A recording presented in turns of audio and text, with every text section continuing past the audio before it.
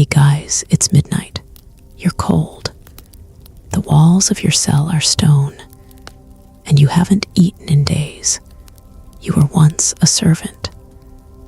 Now you're something worse, forgotten. Welcome to Sleep Scrolls. The air is damp. You can taste the mildew.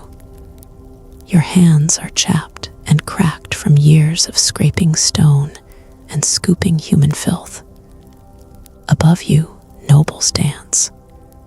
Somewhere, a lute is playing. You remember music. You even remember a time when you had a name. But down here, people just call you Gonger if they speak to you at all. So, before you get comfortable, take a moment to like the video and subscribe. But only if you genuinely enjoy what I do here. And if you're still awake, tell me in the comments.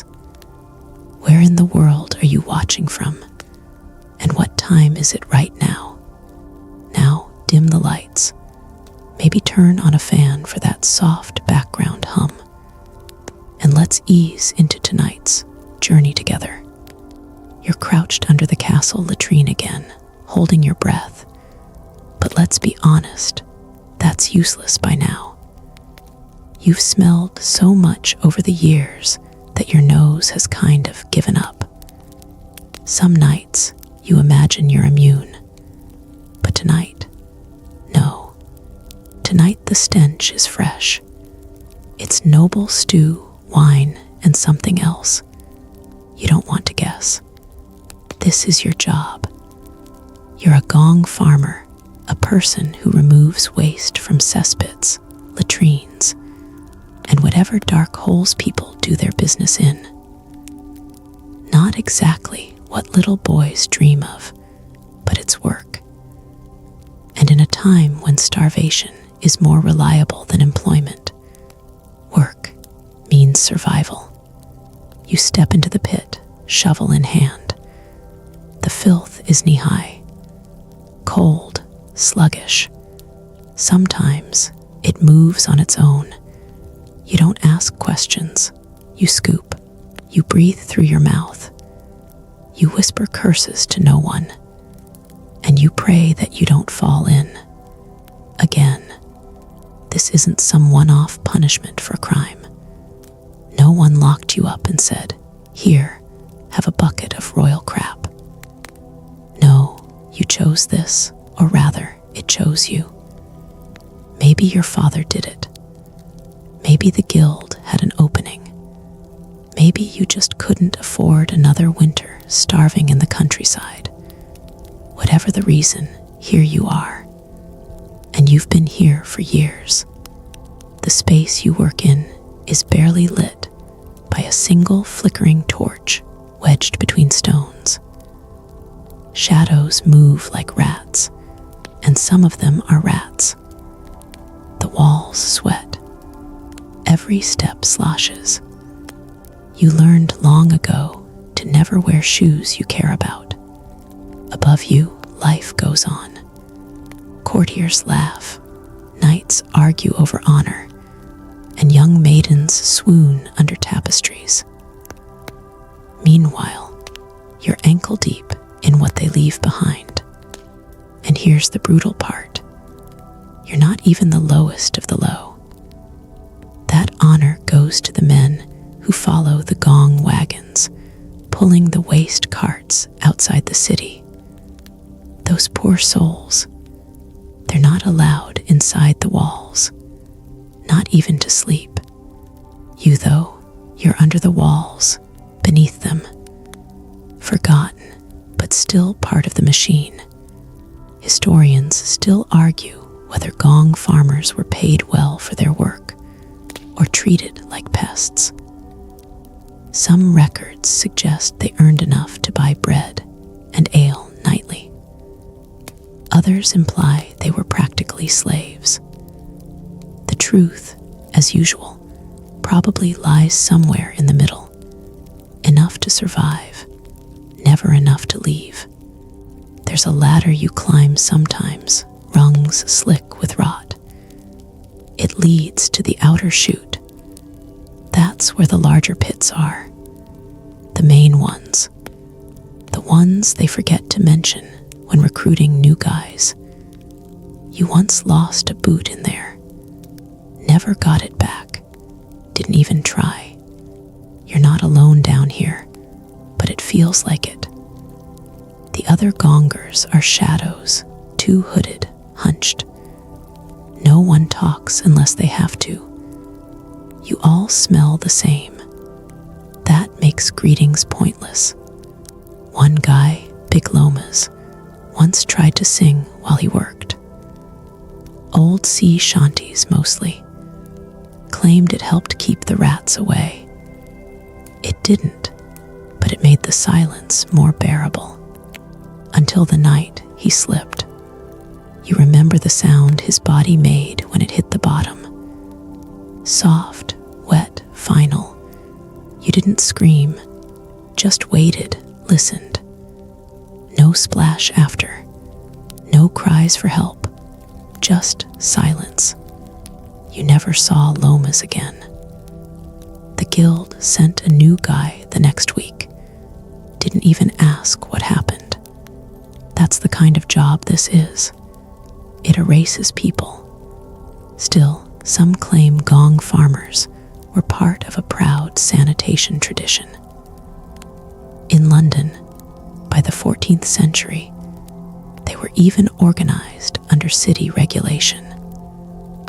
They had routes, tools, even designated dumping areas outside the city walls called lay stalls. Sounds professional, right? But here's a secret they don't write down. No matter how organized your work is, when your hands touch another man's cold, fermented waste, you stop caring about titles. There's a superstition among you and your kind. Never whistle while you work. It's said it calls the pit wraith, some long-dead gong farmer who slipped, like Lomas, but never stopped working. If you whistle, they say he'll whisper to you from the muck. Offer to trade places. You've never heard the whisper. But you have heard something once, something too slow to be water, too quiet to be wind. You tell yourself it was nothing. There's a routine to the night. Scoop, dump, scrape, breathe. Sometimes you find things, rings, teeth, bones. You don't ask how they got there. You just put them in the fines bucket. It's a rule. One night you found a tiny doll. Wooden, hand-carved, no larger than a thumb. Its eyes were burnt out. You kept it for a week, tucked in your tunic. Then one morning, you woke up with it gone. No one claimed to have taken it. You didn't ask. There are no clocks here. Time is measured by dripping walls, shifting sounds above, and the way your knees scream by hour 3. But eventually, the shift ends. You climb out. You scrape your boots.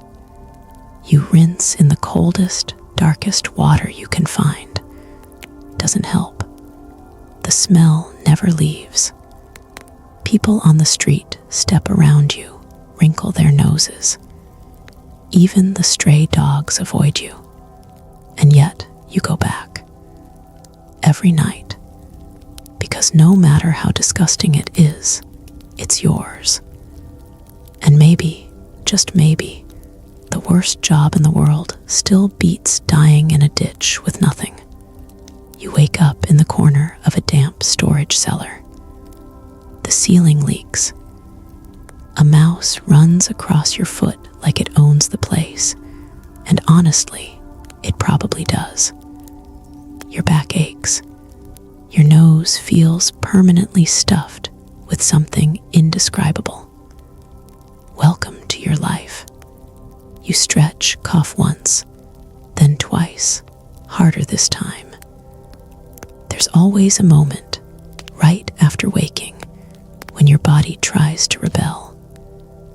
It remembers a time before this job, a time when mornings smelled like bread and not old urine. That's long gone now. It's time to work again.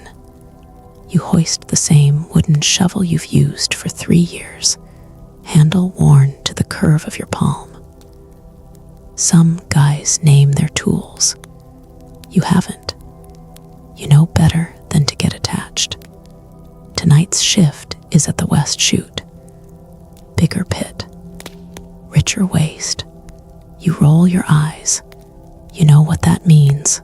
More stews, more meats, more beer. Noble digestion is the worst. You trudge along the corridor tunnels, stone walls thick with moss and dripping condensation. Everything is wet. Even your thoughts feel damp. You pass an old carving on the wall, a knight stabbing a dragon.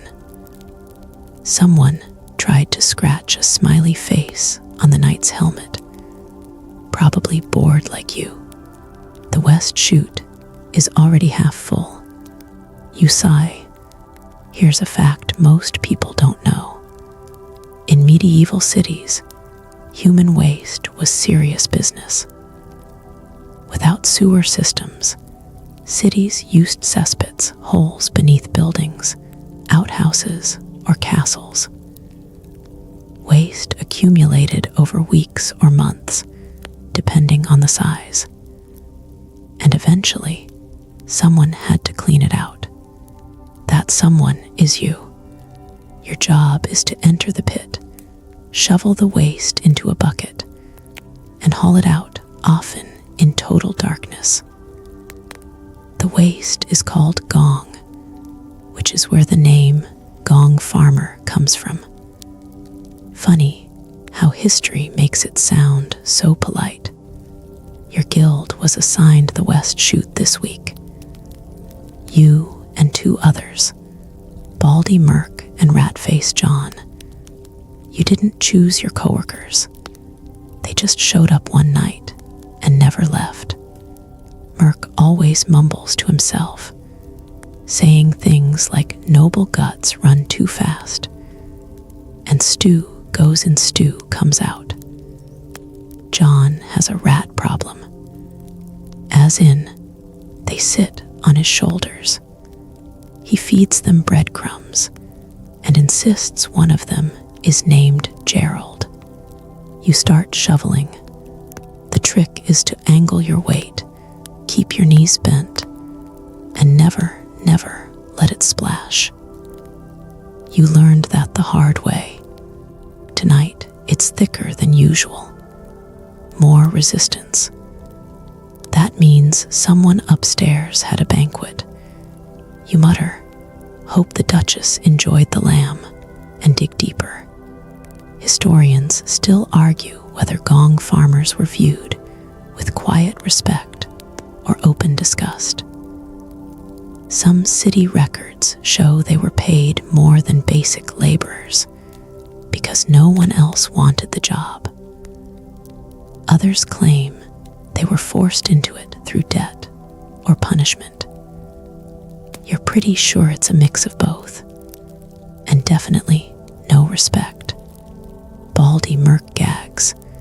He always does it first. You don't even flinch anymore. Your nose died long ago. A rat skitters across your shovel mid-lift. You pause. It stares at you, then vanishes into the muck. Gerald, probably. Sometimes, you wonder what's worse, the job itself, or the fact that your body has adapted to it. You used to throw up during every shift. Now you eat while you work. One time, you bit into an onion with one hand and scooped sludge with the other. That's when you knew you're not coming back from this. In London, during the Tudor era, gong farmers were sometimes only allowed to work at night. The smell was considered too too offensive for daylight. That part feels familiar. You haven't seen a sunrise in weeks, just torchlight and shadow. People assume you're stupid, poor, broken. You're definitely not stupid. You've learned more about human nature down here than any scholar with a feathered hat and fancy scroll. You know what people flush away when they think no one will see. Secrets live in cesspits. Once you found a purse full of coins, hidden beneath a layer of slime and cabbage rot. You turned it in. The guild took it. You didn't get so much as a nod. Another time, you found a tiny scroll sealed in wax. It had a royal mark on it. Merc opened it, read it aloud. It said, "The child is not his." You burned it after, not your business. You scrape another load into the bucket. It's heavy, wet. You heave it over your shoulder and carry it to the dump chute that leads to the carts outside the wall. The stink rushes up like a slap. You don't react. That's how you win. John hums a tune as he works, something cheerful. You envy him. You ask him once, "How do you stay so happy?" He grins, missing 3 teeth. Beats starving. Fair. Here's a fringe tidbit. In some places, gong farmers were rumored to use herbs in their nostrils, rosemary, lavender, or mint, to cut the smell. You tried once. Mint leaves. Burned your sinuses and didn't help at all. Merc swears by garlic shoved in each nostril. You think he just likes garlic. Your shift drags on. Hours blur. Your arms ache. Your knees scream. But eventually, the pit is cleared at least enough to survive another week. You climb out. The cold air hits you like a blessing. Almost makes you forget you smell like the inside of a cursed boot. John lights a small clay pipe, offers you a puff. You decline. Somewhere far above, bells toll, probably for dinner. You won't eat until morning. If you're lucky, bread and broth. You think of home, but then you realize you don't have one.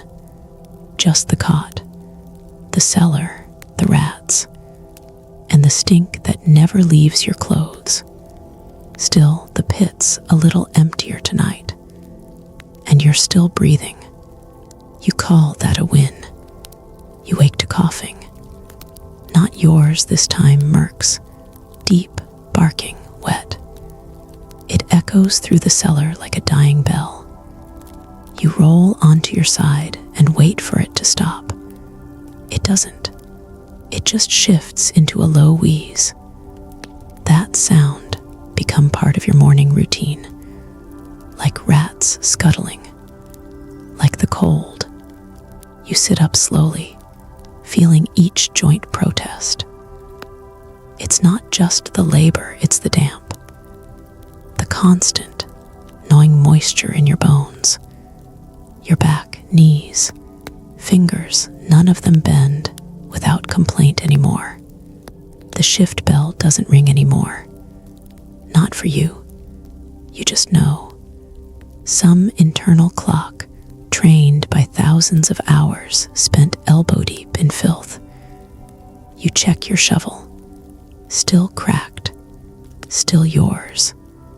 Tonight is a different pit. The nobles are having a feast. Again, you've learned to dread feasts. More food in equals more workout. The waste is richer, stinkier, heavier. You chuckle bitterly at the irony. The better they eat, the worse your night becomes. The new guy joins you near the chute. Young, maybe 16. Fresh eyes, fresh hands, fresh lungs. Poor soul. He introduces himself as Ulrich. Smiles, even. You don't smile back. He says, "This doesn't seem so bad." You nod. Wait till you hit the bottom. The lad takes his first step down the pit ladder and immediately recoils. He curses softly. Welcome to the club. Here's your historical moment for tonight. In 1357, the streets of Paris were so overwhelmed by waste and filth that King John II issued ordinances requiring cesspits to be regularly emptied. The gong farmers, then known as fosseurs, were given license to dig under houses and remove the waste, which sounds official, even noble, until you remember it meant crawling under homes with no support, digging through human excrement by candlelight. Back in your pit, the stink rises like a physical force. You can feel it pressing against your skin. You tie a rag around your nose. It helps for 5 minutes. Ulrich gags. You nod again. The first scoop is always the hardest. It's heavy with the weight of what you're doing, with what this job makes you into. The second scoop, just work. By the third, your arms are mechanical. Merc shows up late, doesn't explain, doesn't need to. He looks worse than usual. Pale, lips cracked, one eye swollen. He grunts at you. You grunt back. That's a full conversation down here. John's absent. That's odd. He never misses a night. You don't mention it. If he's dead, you'll know soon enough. If he's not, he will be soon. You work in silence, except for Ulrich's dry heaving. He asks questions at first. How long you been doing this? Too long. Why don't you leave? No one hires men who smell like the plague. He gets the idea. You remember something strange as you work, an old rumor you once heard from a dockworker. Some kings used to send enemies down into the pits as a form of execution. Not a blade, not a rope, just filth. Let them sink. Let them breathe it in. Historians still argue whether those were isolated events or part of a broader punishment system. Either way, you believe it. You live it. Sometimes you wonder if you're being punished too. You can't remember for what. Maybe just being born in the wrong hut, in the wrong century. A torch above flickers. Shadows dance along the slick stone. Ulrich slips on a patch of sludge, falls backward. You grab his arm, pull him up. His face is pale, but he's lucky. He didn't go all the way down. Thanks, he mutters. You grunt. There's a rule, fall in, and you don't come out the same, if at all. Merc scoops alongside you, slower than usual. He's wheezing again. You ask, you all right? He shrugs. I'm always dying, just slower than some. A joke, maybe. You let it pass. Time drips slower than the walls. Then, as you're scraping close to the corner, you hit something hard. Not stone, not wood, something rounded. You dig more carefully, brush aside the slime. It's a skull, human, not old, still has flesh. You and Merc stare for a long time. Then, without speaking, you bury it again. It's not your problem. Nothing down here ever is. You'll tell the overseer maybe, but probably not. He'll just say, "Don't clog the chute." Ulrich is watching. You meet his eyes. "Don't ask questions," you mutter. "Just scoop." You think of London again. How even centuries ago, the city's gong farmers had their own hierarchy. Apprenticeships, seniority, even disputes with city officials. You imagine yourself in some fantasy version of that. Paperwork, brass badges, arguments about turf.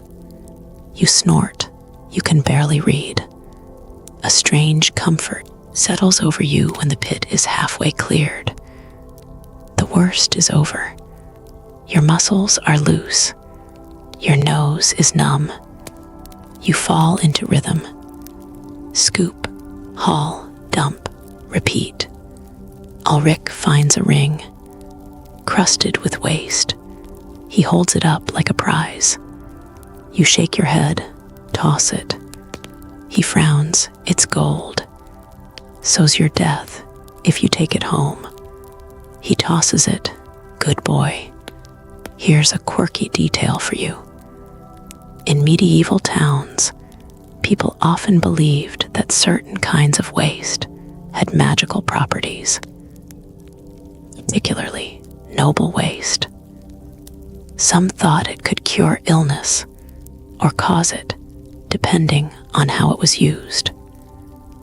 There were even whispered stories of witches stealing nightsel from lords to curse their bloodlines. You wonder if you've ever held a curse in your hands. More importantly, you wonder if it worked. The shift finally ends when the gong cart outside starts groaning from weight. You're done. For now. You climb out. Ulrich looks dazed. Merc just collapses against a wall, breathing in wheezes. You stretch. Your spine pops like firewood. Above, the stars are still out. That's rare. You forgot how cold moonlight feels when you're not buried underground. Back in the cellar, there's no sign of John. Merc mutters, "Told him not to whistle." You don't reply. You try to sleep. The cellar smells like work. Your hands still twitch with the motion of the shovel. Your dreams are thick with mud and shadow and teeth. You don't scream. That's how you win. You wake to silence. No coughing, no rats, no John. That silence is heavier than the stink you wear like a second skin. It clings. You sit up slowly. Your joints feel like wood soaked through, warped and squeaky. You blink at the faint torch glow through the crack in the stone above. That's your clock now. No sun, no hourglass, just the dim bleed of fire and the sound of other poor bastards dragging their feet. Ulrich is already up, sharpening his shovel with a piece of slate. The optimism of youth. You used to do that too. Pretend the tool mattered. Pretend it was something noble, a knight's sword, maybe. Now you know better. The edge doesn't matter when what you're fighting is a river of filth that never ends. Merc is still asleep. You watch the slow rise of his chest. Each breath is a gamble. You've started placing mental bets on whether he'll wake up or not. Today, he does. John still missing. You don't ask. You don't say anything at all. Tonight's job is a palace pit. Palace jobs are rare and awful. Everything is bigger, deeper, more ceremonial. Even their waste feels entitled. You trudge through the corridors, past rows of carved stone heads, smiling saints, stern kings, all watching you shuffle by with your bucket and your stink. You feel like an ant in a cathedral, a worm crawling through holy ground. Here's tonight's historical gem.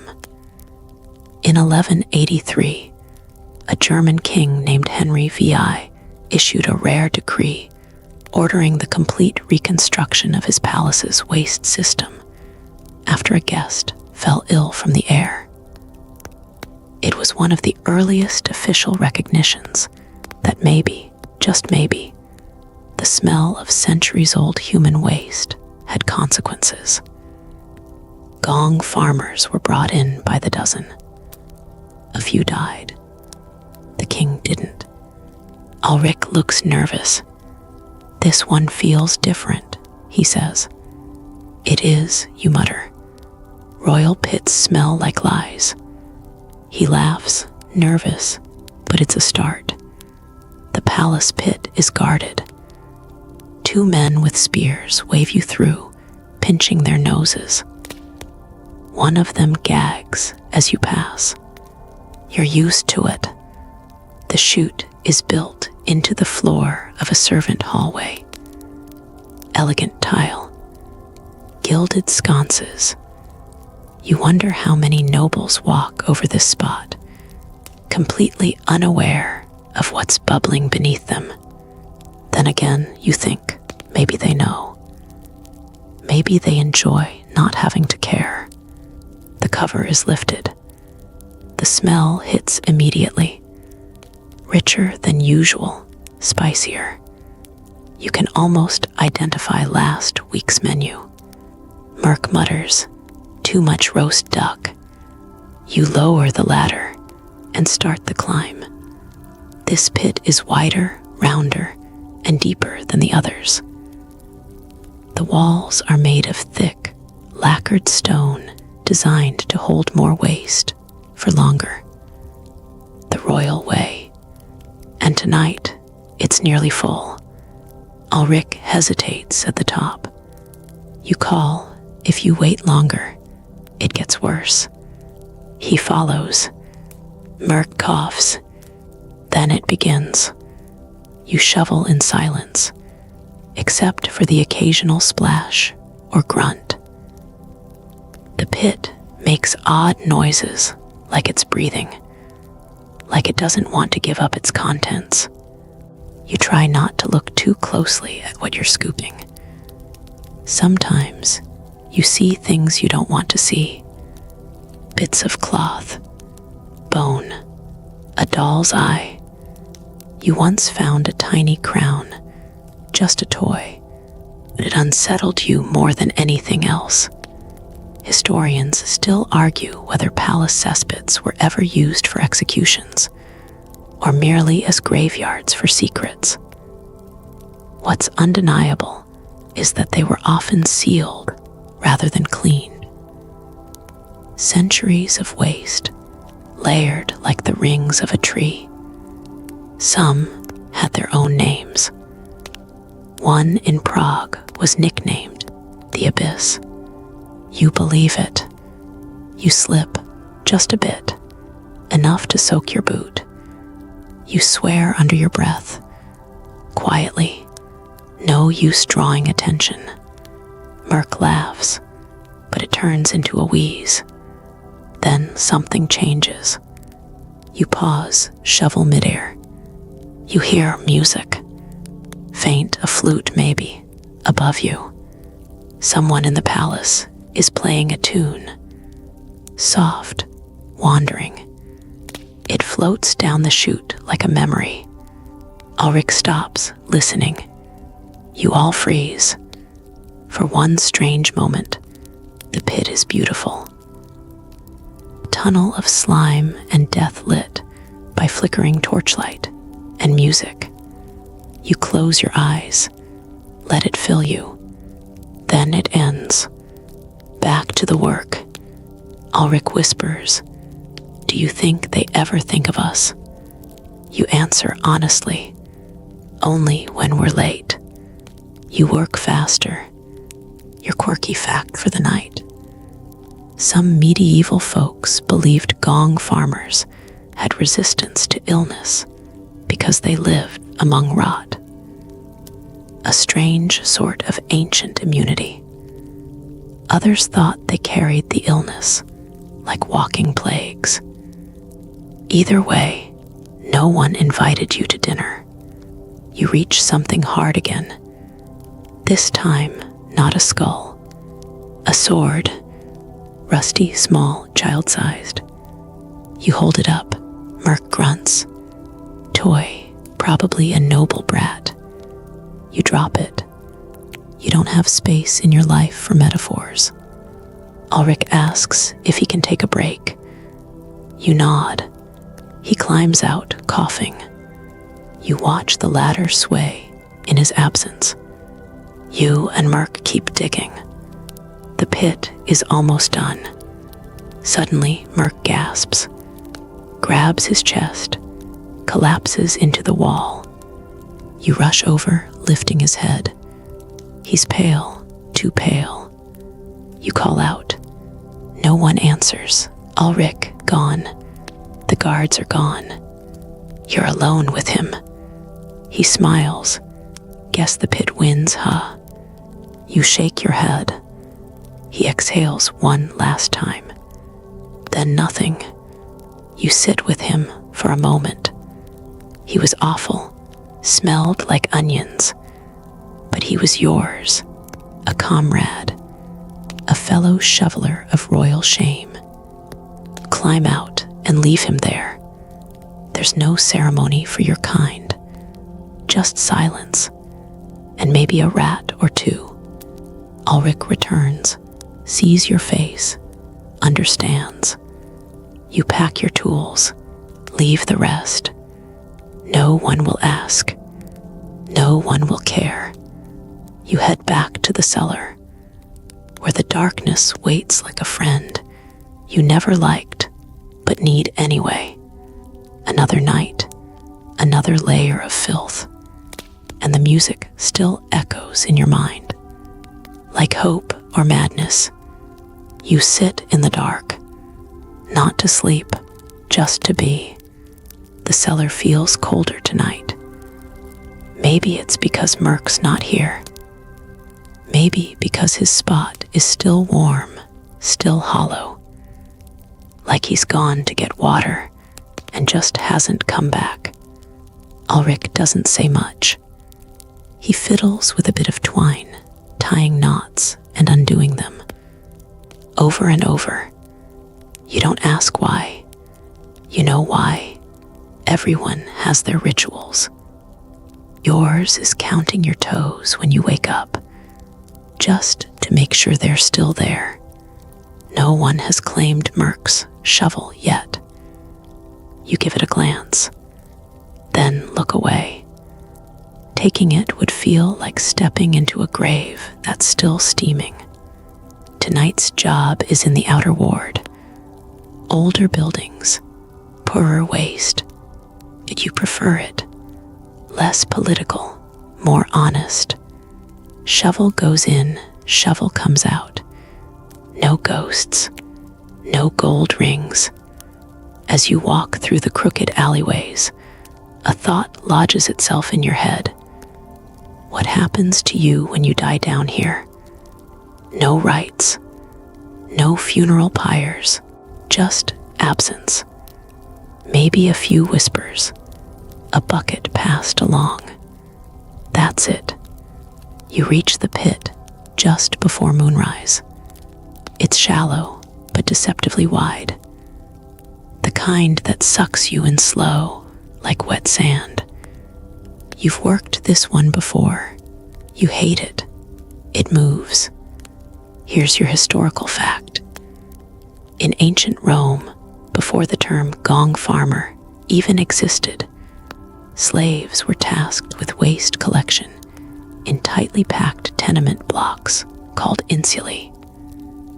The waste pits below them often overflowed, seeping into walls, collapsing foundations. Some historians believe entire families were lost, not from fire or famine, but from drowning in their own refuse. Records call it death by saturation. You believe it. Ulrich starts to lower the bucket. You stop him. Don't use the rope on this one. Why? Too soft. Rope will snap. Use the chain. He listens. That's why he's still alive. You both climb down slowly.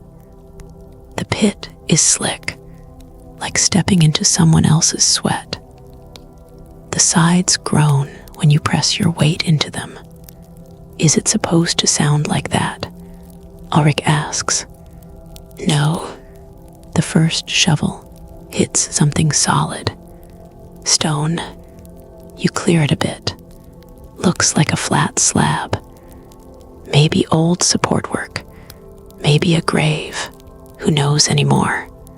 You move on. Halfway through, you hear something splash deep and deliberate. You freeze. Ulrich freezes. No one moved. Then it happens again. A heavy, slow glurk, like something breathing under the surface. You don't say anything, just keep working. Faster now. Ulrich looks shaken. There's something in here. Of course there is. He waits for more. You give him nothing. He doesn't deserve fear yet. Let the pit earn that.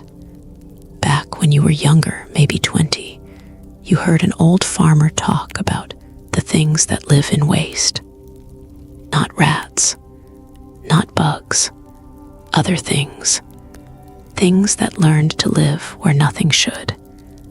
He claimed they were older than men, older than kings. You thought he was mad. You still do, but you also never dig alone anymore. Here's your quirky bit of trivia. In the 1600s, some cesspit workers carried charms, little carved tokens, a coin with a hole worn around the neck, not for wealth, but protection, against spirits, against collapse, against themselves. Most of them couldn't read, but they believed, and belief has its uses down here. You pause again. The sound is closer. You look to Ulrich. He's pale, eyes wide. Then he drops his shovel. It vanishes beneath the muck. He stumbles backward, trips. You catch his collar just in time. You leave me, he gasps. I swear I'll come back and haunt you. You laugh, first time in days. Get in line. You both scramble up. You abandon the job half done. You'll lie about it. Say the walls started to cave. Say you smelled gas. Say anything, really. No one checks. They only notice when it overflows. As you walk back through the streets, you pass a woman dumping slop into the gutter. She doesn't look at you. No one ever does. Ulrich breaks the silence. What was that thing? You shrug, don't know. You're not curious. Nope. You're lying. Maybe. You reach the cellar. It's colder now. The air thinner. Like Merc took some of it with him. You see his shovel again. This time you take it. Just for a minute. The handle is worn smooth. It fits your palm perfectly. Too perfectly. You put it back down.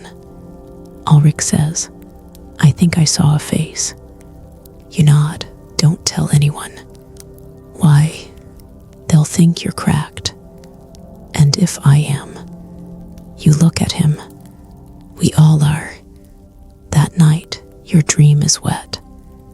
Not bloody, just wet, like drowning in breath. You try to climb out, but every step takes you deeper. You wake gasping, and you check your toes again. Still there, still you. You're late, not by much, just a few minutes.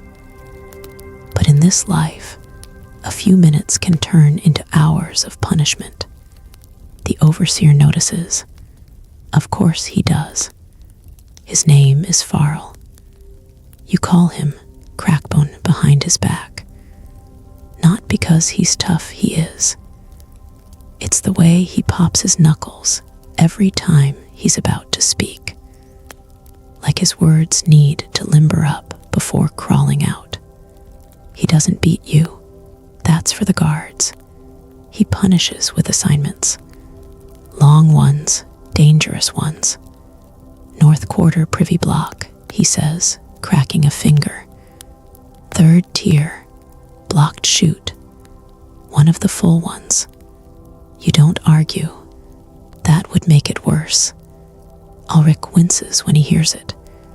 He knows that privy. Everyone does. The chute collapsed before. A man named Denrick died there. Well, disappeared. Same thing. You sling your gear over your shoulder. Merc's shovel stays behind. It's still early, so the street's alive. Bakers dusting flour from sleeves. Children playing too close to gutters. Merchants haggling over fish that already smell like the bottom of your pit. They make way for you. Part like your royalty in reverse. You reach the privy block by mid-morning. It's an old brick building with 4 seats on top, 2 on the second tier, and a narrow pit beneath it all. Think of a wedding cake, but made of human failure. You step inside. The walls are damp, not just moist sweating. The whole place feels like it's breathing. Here's your historical tidbit.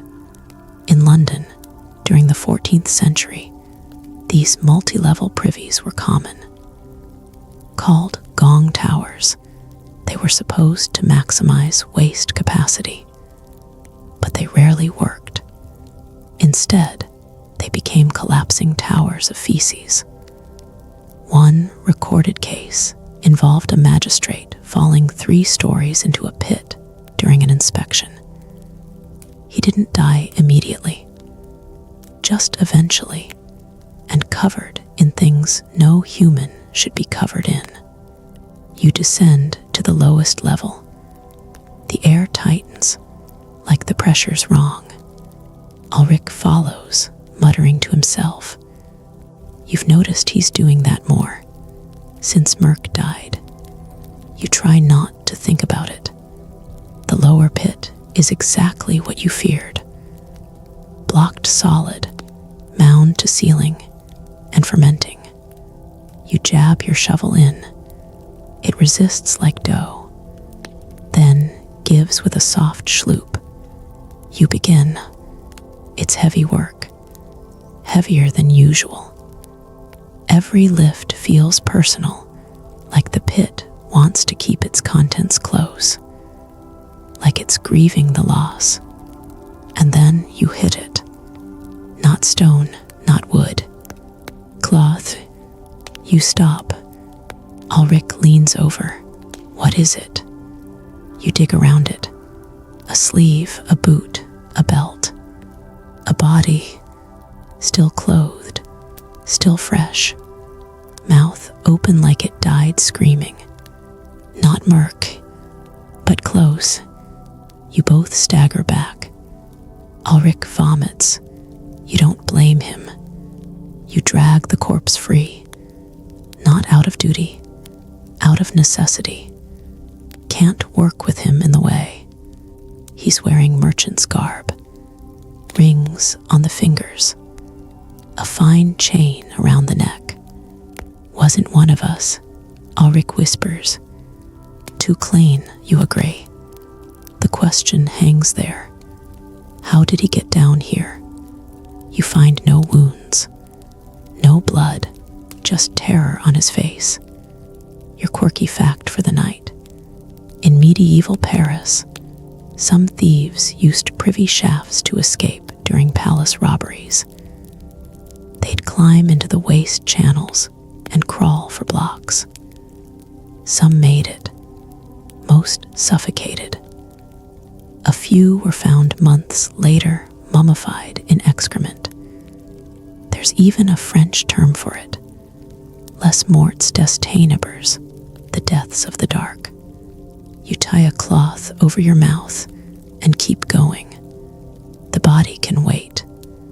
You and Ulrich work faster. You want out. This place feels wrong. The way the pit echoes, the way the walls breathe. That's when the sound comes. A dragging noise. Not loud, just steady, wet, from behind the wall. You freeze. Ulrich backs away from the bricks. Tell me you heard that. You nod. Could be runoff, you say. Could be what? Or rats, big ones. He doesn't look convinced. Neither are you. The dragging continues. Closer, slower. Then it stops. You wait. Nothing. You both resume work, shoveling like madmen. You clear most of it before dusk. It's not perfect, but it'll pass inspection. You leave the corpse behind. No one will ask. No one wants it. Back on the surface, the sun looks alien. Too clean, too honest. You wipe your face. Doesn't help. Farrell greets you at the gate. Well, done, you say. He squints at you. You look sick. Maybe I am. He smiles, pops his thumb. Be sicker tomorrow. Got something worse lined up. Ulrich pulls you aside as you return to the cellar. I saw it, he says. Saw what? In the wall, a shape. You sigh, probably roots. Roots don't breathe. You say nothing. He shakes his head. We're not just cleaning history down there. We're burying it. Maybe he's right. That night, you dream of the man's face. The merchant, his mouth wide. But he's not screaming. He's laughing. You don't get a rest day. There's no such thing. If your shift ends early, it's not a blessing. It means someone died. Or something broke. Or the pit caved in and no one's willing to check if the body parts match up. Today, you're called to the western gate. Overflow, Farrell grunts. Again. Of course, that section is near the tannery. The worst one. The pit there is deeper than most because it's older, built back when people still thought long-term. They didn't consider what might fester after 100 years of uninterrupted waste. You get there around midday. The sun's high, but the alley's in shadow. Stinks of rot, ammonia, and something worse, like old eggs mixed with iron. The pit's lid has cracked. A stone slab, moss slick, with a jagged hole in the center. Steam rises from it. Not vapor. Steam. It's warm enough to fog your glasses, if you wore any. You lean over. The smell hits your throat like a punch. Ulrich stays back. You ever notice, he says, how they're always deeper than they look? You nod, they grow. Here's your historical tidbit. Archaeologists once uncovered a cesspit beneath a monastery in Yorkshire that had grown almost 15 feet deep over 3 centuries. Not because it was dug deeper, but because layers of waste had compressed into a kind of sedimentary horror. Each layer a different century. They found buttons, bones, and half a rosary in there.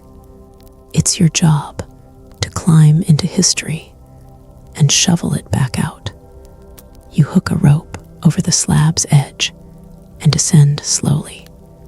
The ladder creaks. You count the rungs aloud, a habit. 1, 2, 3. By the time you reach 12, the light above is just a sliver. At the bottom, the muck is soft, but crusted like someone baked a pie made of nightmares. You stab your shovel in.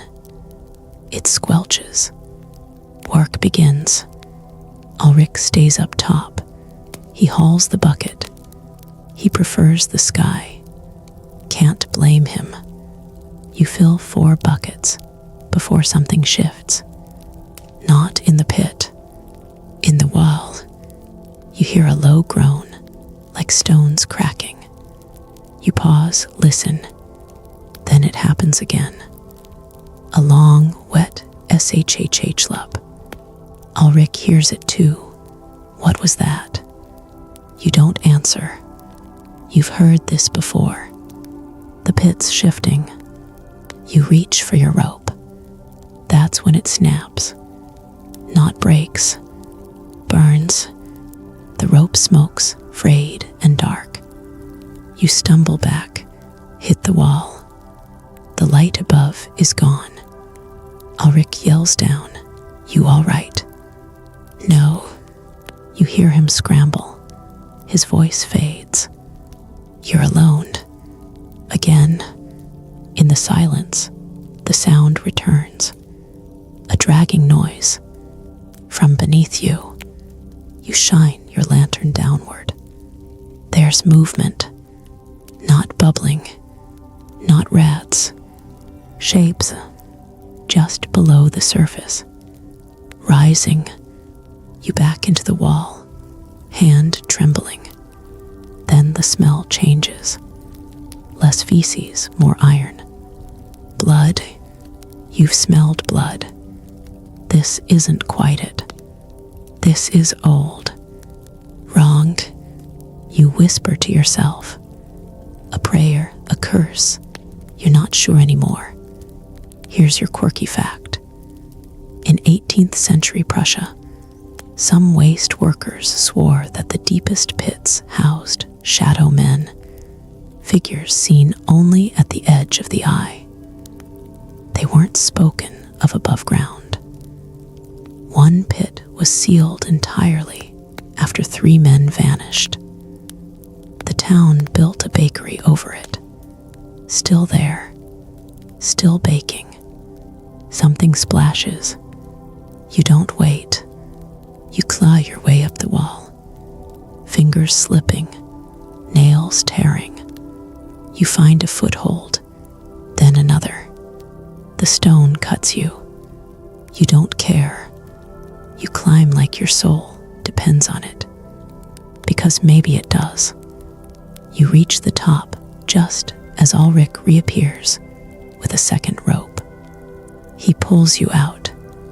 You collapse on the stones, covered in things you don't name. He looks pale. You weren't down that long. You look at the sky.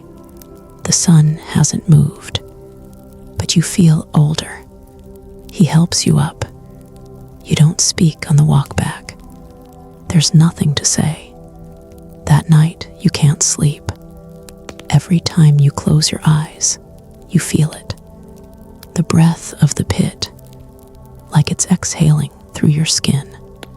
You reach for water. Your hand trembles. You look down. Fingernails gone. Skin flacking. Not from climbing. From something else. Maybe it's just rot. Maybe not. Historians still argue whether certain medieval plagues were biological or spiritual. Some claim the blackening of hands and feet came not from disease, but from contact with cursed soil, foul spirits, or places man was never meant to dig. You sit in the dark and wait for morning, for silence, for something worse, and somewhere in the distance you hear it, that dragging sound. Again, morning comes, but not like you remember it.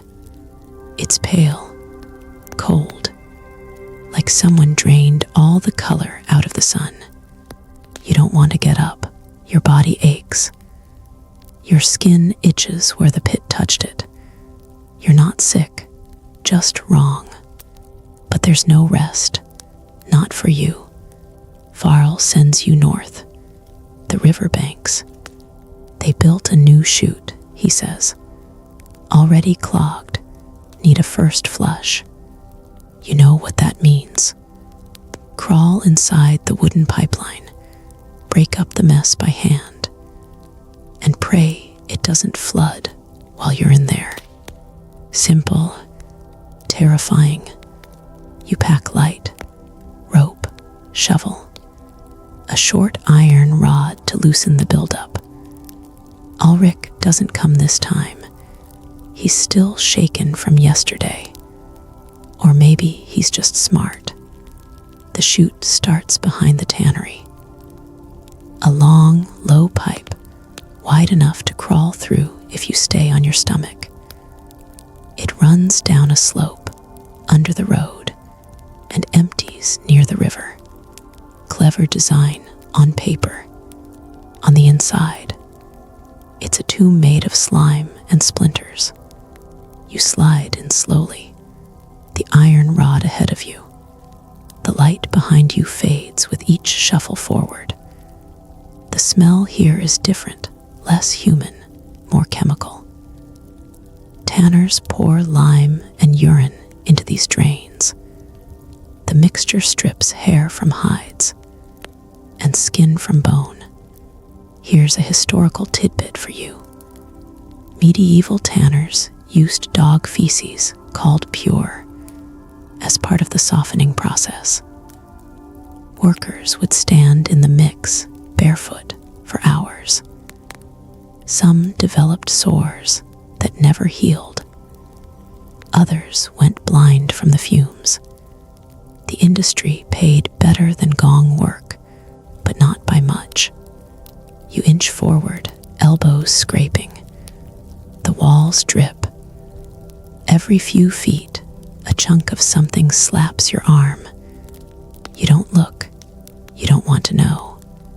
Halfway down, the blockage begins. A wall of waste.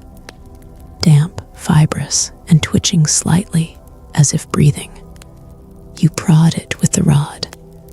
Nothing. You jab harder. It shifts. Suddenly, there's a rush behind you, water, waste, pressure. The flush has begun. Too early. Someone triggered it. You panic. Ram the rod into the blockage. It splits just enough. You wriggle forward, shoulder deep in rot. You feel your body compress, lungs tighten, and then you burst through. You spill out the chute, like a birth gone wrong. You land in the river mud, coughing, slick with more than just water. Behind you, the chute vomits a torrent of filth. You crawl away, heaving. On the far bank, a fisherman stares at you. He says nothing, just packs his net and leaves. You sit in the mud for an hour, alone, thinking. Of course, the real fear wasn't the flush. It was the thing inside the blockage. The moment you jabbed the rod in, you felt it move. Not break, move. not away from you, toward. Here's a quirky tidbit. Some towns believed spirits of the drowned haunted riverbanks and sewer lines. In Norwich, there was an ordinance forbidding children from playing near waste chutes after sundown. Not because of danger, but because the waters whisper back. You return to the barracks long after sunset. Farrell doesn't ask what took so long. He just nods toward a basin. You strip. Wash the water goes black instantly. You find sores on your ribs. Long, narrow, like slashes. You don't remember getting them. You don't ask. Historians still argue whether the waste systems of medieval Europe were marvels of engineering or catastrophic curses. Some cities, like Bruges, had elaborate flush tunnels that fed into canals. Others relied on gravity and prayer. But one thing was constant. No one ever looked too deeply into the chutes once they were built. You fall asleep with a fever. Your dreams are thick. You're back inside the chute, but it's longer now, and warmer, and it breathes. Each wall pulses, soft and wet. The floor flexes. You realize too late, you're not in a chute. You're in a throat, and behind you, something hungry. You wake before it swallows. Barely. You sit upright. Ulrich is watching you. His eyes are bloodshot. He's sweating. I think it followed you back, he whispers. You say nothing, because deep down you believe him. You're not superstitious. At least, you weren't before the job.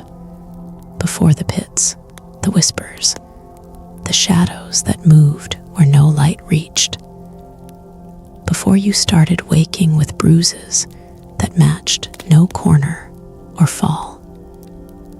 Before the dreams started sinking between you and Ulrich. But now, you leave offerings, not to God, he's busy. No, yours are smaller things. A crust of bread under the ladder, a rusted ring you found near the chute, placed carefully on the pit lip, a breath you hold every time you open a new slab. That morning, Farrell gives you a sealed note. No explanation. The seal isn't from the city. It's old. You break it, unfold the parchment. It's an assignment, but one you've never seen before. A location near the ruined chapel. No pit, just inspection and reclamation. Reclamation of what? You ask Farrell, he just shrugs. Not my call, they asked for you. You know better than to ask who they are. Everyone does. So you go. The chapel is half collapsed. Black ivy creeps up the stone. No bells, no birds, just the wind hissing through broken glass like breath through teeth. You enter through a side arch. It's colder inside than out. The floor is covered in dried hay and ash. Rats have been here, maybe worse. At the back, where the altar used to be, is a trapdoor, newer than the rest. Wood too fresh, hinges not rusted. A rope ladder waits inside, leading into darkness. You descend. 1 rung, 2, 15, 20, then floor. Not dirt, tile, smooth, slippery, ancient. Your lantern barely lights the space. It's not a pit, not a tunnel. It's a room, circular, with low, curved walls and ceiling. A forgotten chamber, and in the center, something large, draped in cloth. You step closer. The air changes. Your ears pop, like pressure just shifted inside your skull. You pause, then lift the cloth. A chair, wooden carved, and resting on it, a mask, human-shaped, smooth porcelain, featureless except for one thing, a smile, painted on in red, too bright, too fresh. You stare. Something inside you clenches, because that smile isn't painted. It's wet, and it's not red paint. You drop the cloth and back away. Here's your historical fact. In late medieval France, there were secret orders of sanitation workers employed not to clean, but to observe. They documented pit behavior, depth anomalies, sudden disappearances. The records were burned during the wars of religion. Fragments remain. One mentions the smiling seat found in an unnamed city. No one sat in it twice. You hear a noise behind you. A breath. You spin. Nothing. But the cloth has fallen again, neatly draped, like you never touched it. You climb the ladder faster than you should. Your shoulder brushes the stone. Cold floods your spine. Outside, the light feels wrong, like the sun moved sideways. You return to Farrell. He doesn't ask what you found. He already knows. That night, Ulrich doesn't speak. He carves something into the underside of his bunk. A sigil looped, spiraled sharp. You pretend not to notice. But when he sleeps facing the wall, as if afraid of something behind him. You try to do the same, but your dreams don't let you. That night, the mask visits. It's not worn. It is the face, and it smiles as your breath leaves your lungs. Quirky tidbit. Some sewer workers in Prague still whisper about the face that waits. They say it's not a ghost, but a memory that survived without a body. It doesn't follow you home. It follows you inside. Historians still argue whether underground chambers like these were medieval waste disposal sites, secret cult places, or psychological metaphors carved in stone. But you don't argue. You just survive. Barely. You wake up sore. Not the usual pit ache. This is deeper. Like your bones are tired. Like your joints forgot how to sit right inside your skin. The dreams aren't fatting anymore. They cling. And the mask. You swear you saw it on the wall last night. Not in your mind. Hanging. Watching. Gone by morning. Ulrich hasn't spoken in 2 days. Not words, anyway. He hums now. Just a little. The same 3 notes. Over and over. Like he forgot what silence feels like. Farrell doesn't comment. Neither do the others. Because now they all hum. Every single one. You don't. You can't. You have work. The new assignment. The bridge vaults. And here, where it gets real strange, the bridge vaults aren't listed on any city map. But you've heard the name whispered between teethless old men in passing between coughs. It's where the river bends beneath the old aqueduct. Not quite sewer, not quite shrine. Just there, you head out alone. The bridge is covered in moss, cracked but standing. Beneath it, the entry is a slit in the stone, half flooded. You duck through. Inside, the air is dense, like soup. Everything smells sweet. Rotten apples, faint honey, something floral, maybe lilies. Your lantern flickers. Inside, the walls are carved with symbols. Thousands of them, some old, Latin, others older, etched in a hand that didn't know paper ever existed. You see things, tiny, deliberate, a figure with a bowl, another kneeling, a third mouth open wide. They're repeated over and over. You move deeper. The tunnel narrows, then opens suddenly into a round chamber, half filled with black water. Floating in the center, a chair. No, not the chair. This one is metal, riveted, slumped over it, a skeleton. Its arms are bound to the rests.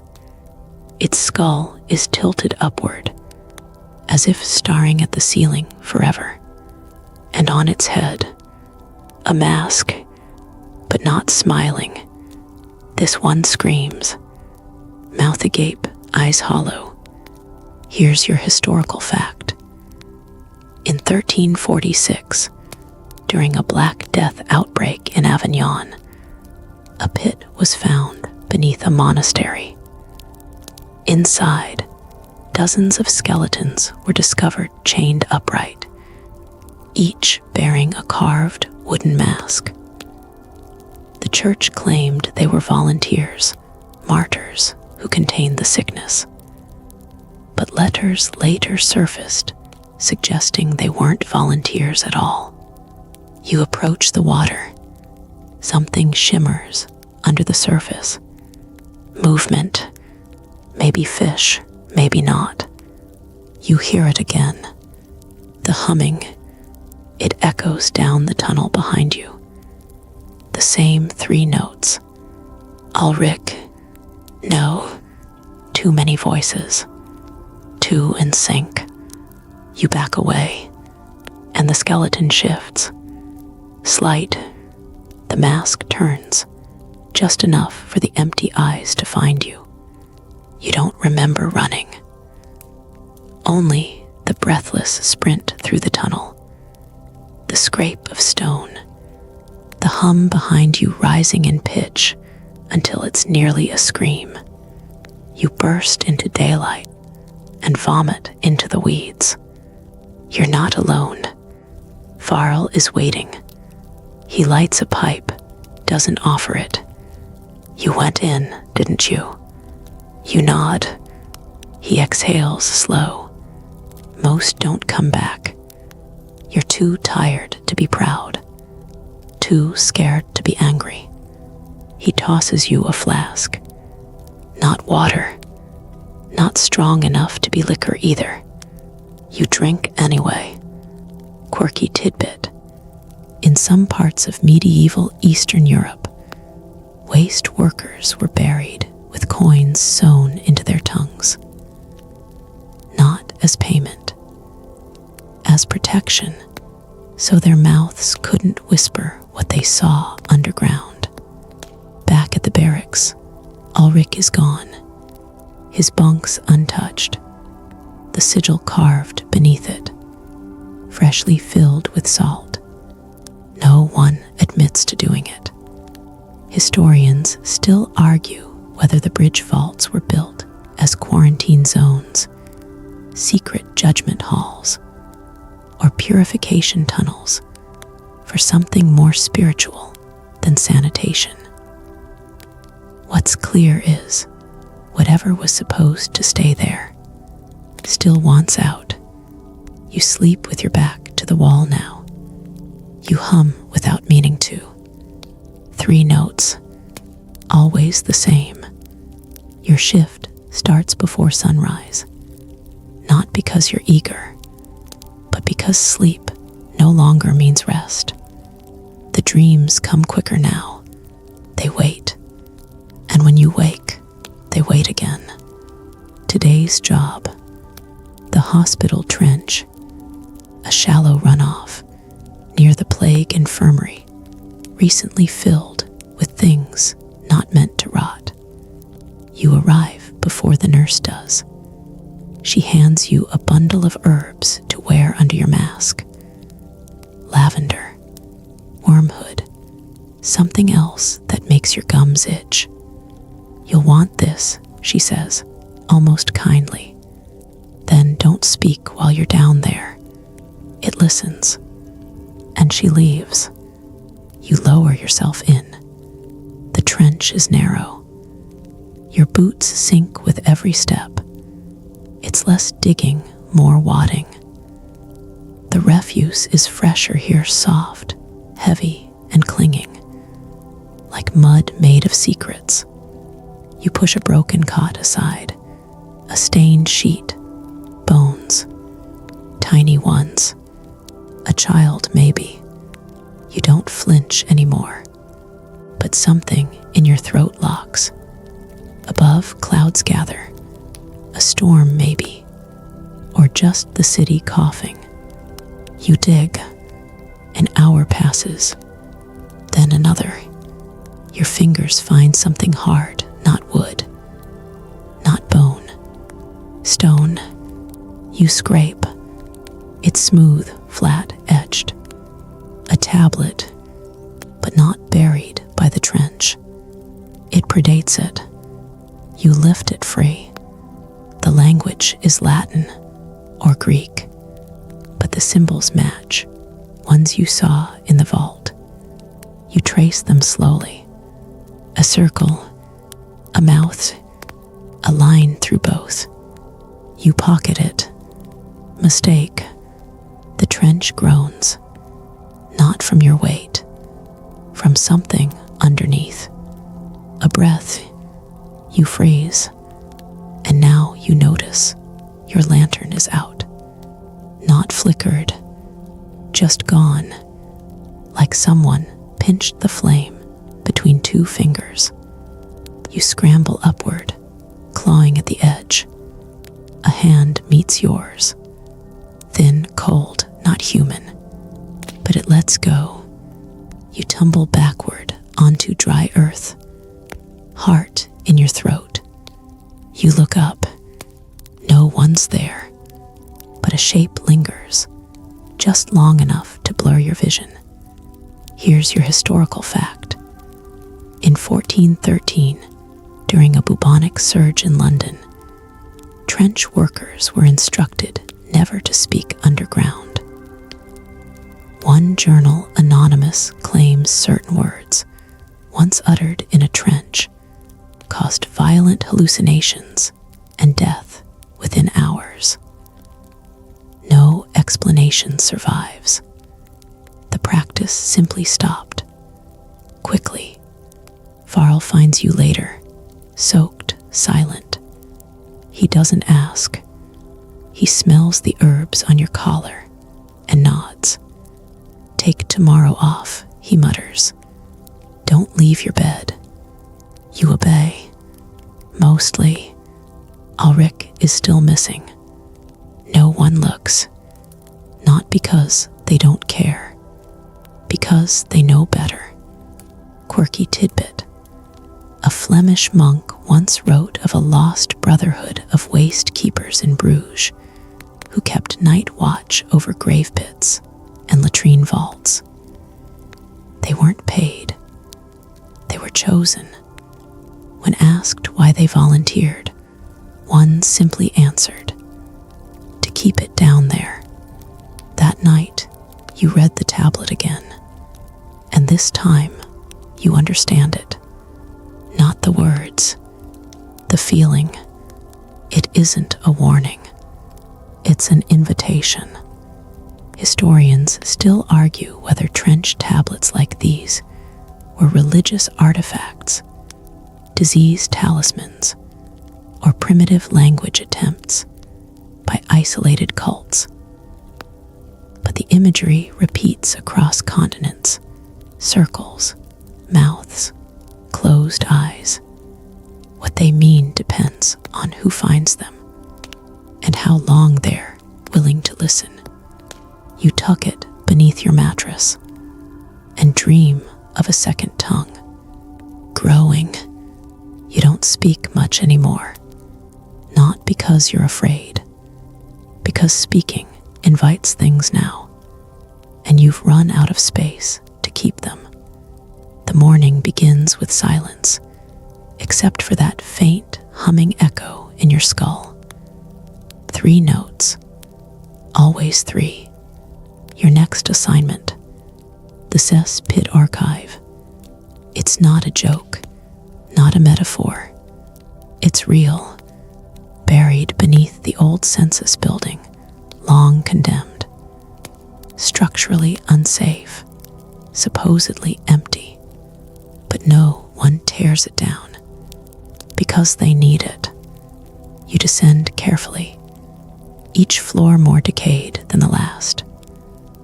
Crumbling plaster, wood swollen with damp, ceilings weeping mildew. At the bottom, a heavy metal door unlocked, but stiff. You force it open and find a room filled with barrels. Not wine, not water, parchment, stacks of records soaked, half melted, fused into clumps. You were sent here to retrieve useful city data. That's what the assignment read. But it's clear no one wants the data. They want you to see it. You unroll a scroll. It's a list. Names, dates, notes. But not births or deaths.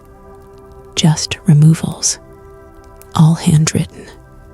A pattern forms. Each entry is marked with a circle. Then a word unsealed. You open another scroll. And another. Each one stranger. Subject responded poorly to containment. Refused food. Sung during disposal. Screams recorded at 2:19. Duration 11 minutes. Request denied for mercy burial. It dawns on you slowly. These aren't waste records. They're case files. For people. You sit down, lantern flickering. Something shifts in the corner. You squint. It's a cage. Small, empty. But the inside is scorched, as if something burst into flame from within it. You step closer. Scrawled on the wall behind the cage, scratched with bone or nail. Don't read aloud. You step back. Too late. You already did. 3 syllables. Soft, but the echo hangs. And now the humming isn't in your head. It's in the walls. You press your ear to stone. It hums back. Here's your historical fact.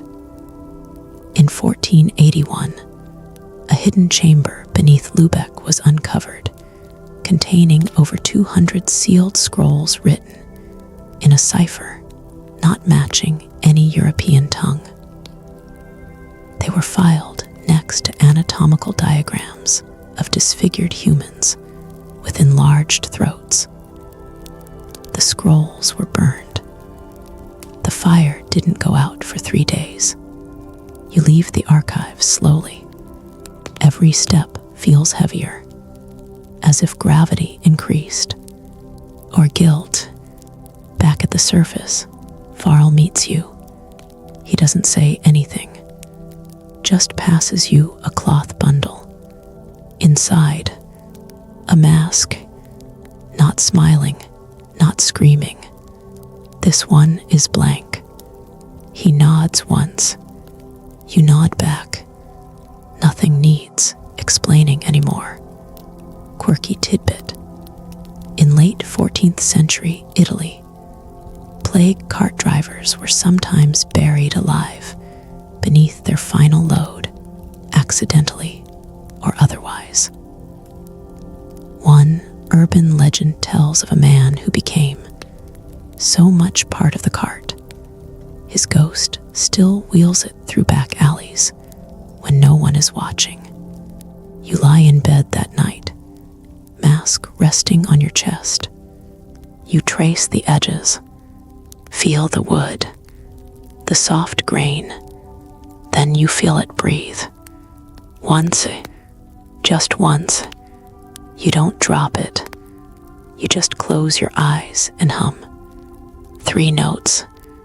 Historians still argue whether these archives were precursors to asylum record-keeping, underground heresy documentation, or simply the fantasies of deranged clerks. What no one argues is this: they were hidden on purpose, and sometimes things are hidden not to forget, but to keep them quiet. You don't report for work the next day. You aren't sick. You aren't afraid. You're just full, like your soul hit a limit no one told you existed. Farrell doesn't check in. He knows. Everyone does. They've all had their day like this, the day of the threshold. A quiet one, a still one. You watch the candle melt by inches. Time no longer runs. It sinks. By nightfall, a knock. Not Farrell, not a messenger. It's the black cloth. You've heard rumors of him, though him may not be right. No one knows. The figure is faceless, draped head to toe in fabric, thick as night. No voice, just a gesture. You follow.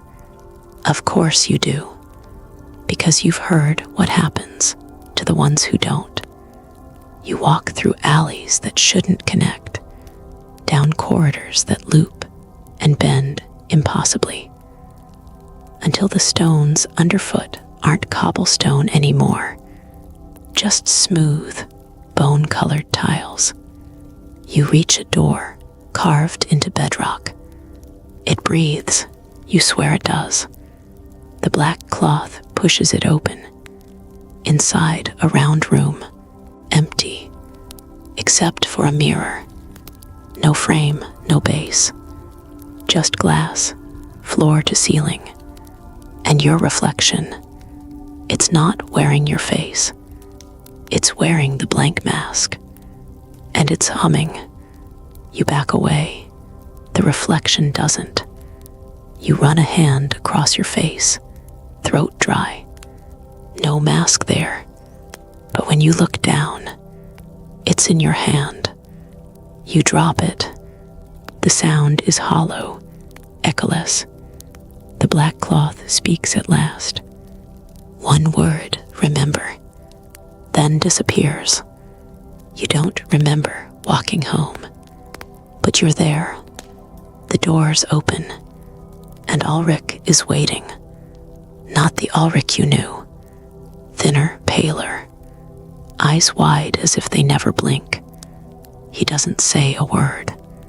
He just hums those 3 notes and leaves. You don't follow. You don't need to, because now you know where he's going. Here's your historical fact.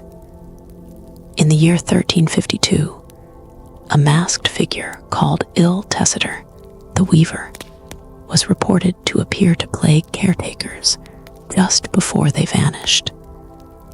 He was blamed for several disappearances. Later investigations uncovered no man of that name ever existed, but journal entries from multiple cities describe him the same way. wordless, faceless, and always just watching. You try to sleep, but the candle doesn't go out. It burns sideways into the wall, as if gravity twisted. You turn away, and the bed exhales. Not you, the bed. Quirky tidbit. Medieval hospital beds were sometimes stuffed with moss, not hay, to help with infection. But a monk in Bohemia once wrote that the moss remembers every death it sleeps on and should be replaced every full moon lest it learn to whisper.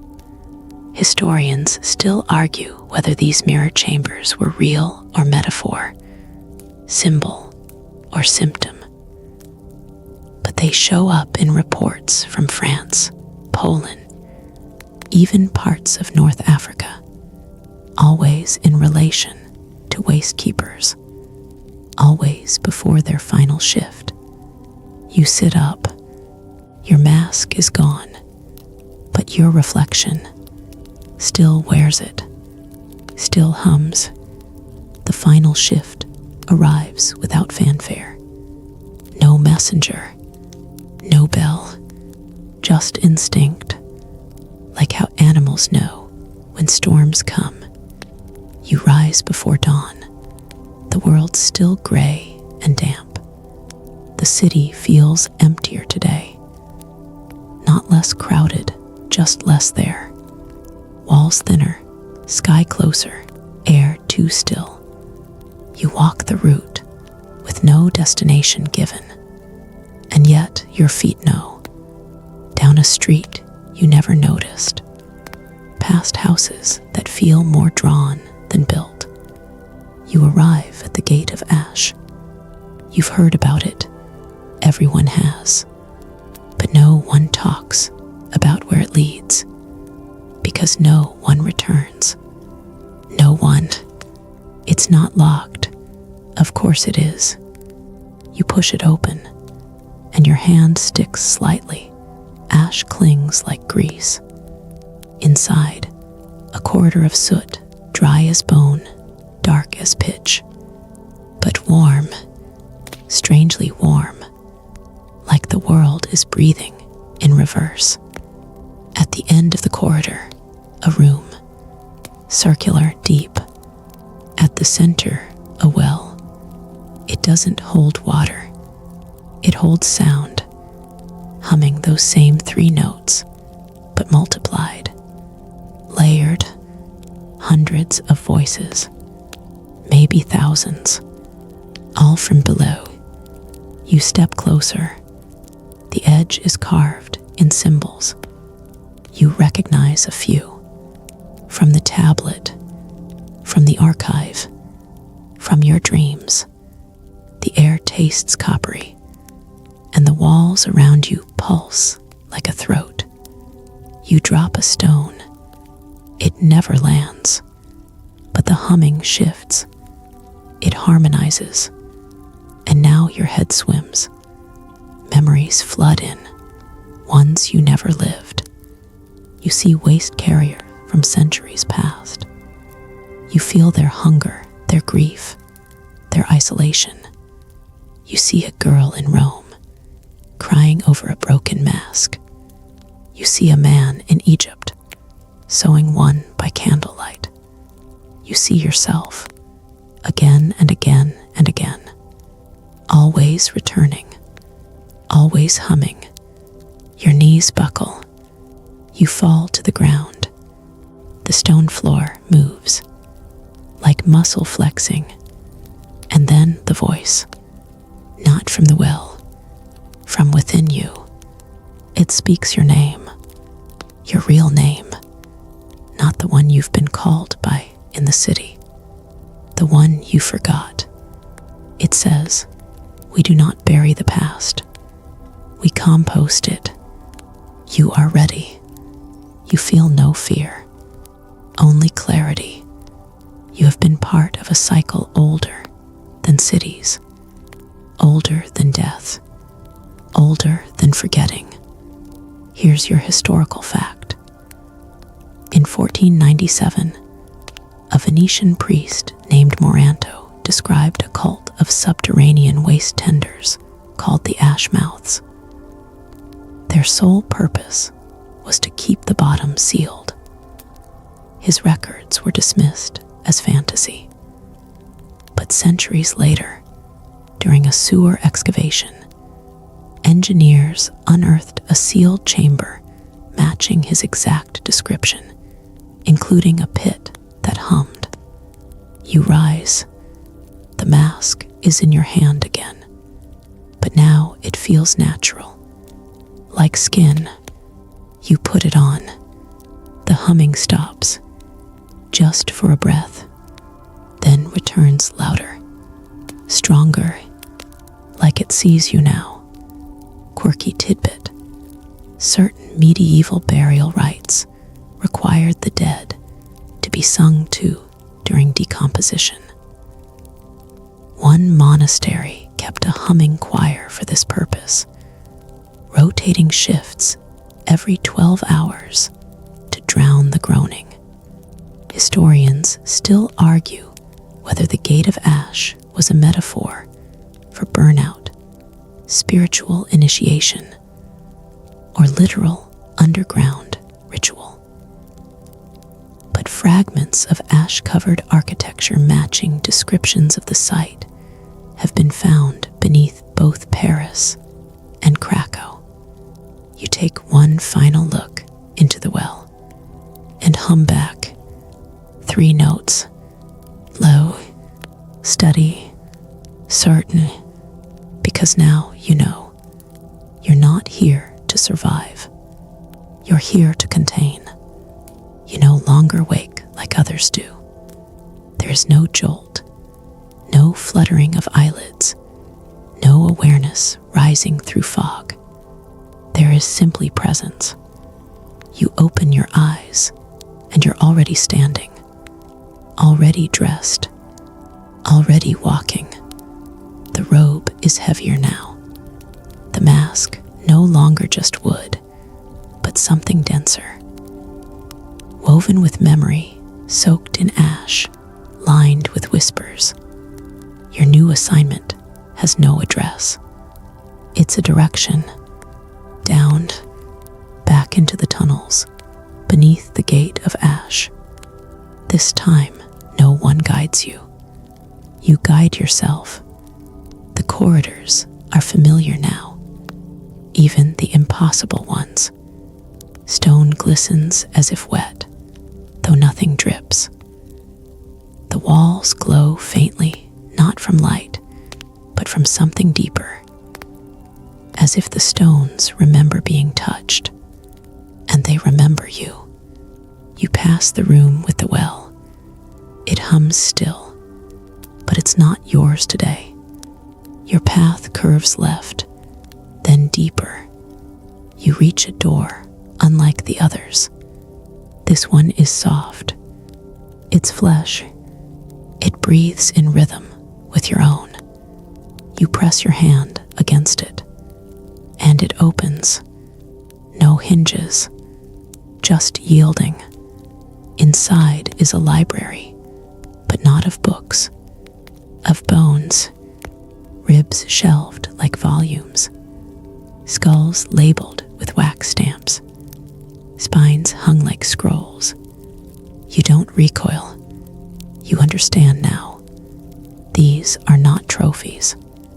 They are witnesses. You reach the center, a pedestal, upon it a mask, like yours but cracked, fractured. You lift it gently, and the room whispers, not in words, but sensations. Pain, pride, patience. You cradle the broken mask and hum 3 notes. A reply comes, not from below, from around. Others are here, not bodies, not ghosts, just keepers. Their voices rise with yours, low, unified, eternal. eternal. Here's your historical fact. In 1395, the Ghent manuscript of Hollow Names listed over 300 workers employed in a forgotten city sector. Their job titles are untranslatable, and every name is crossed out with ash. The ledger was found in a sealed vault beneath a tannery.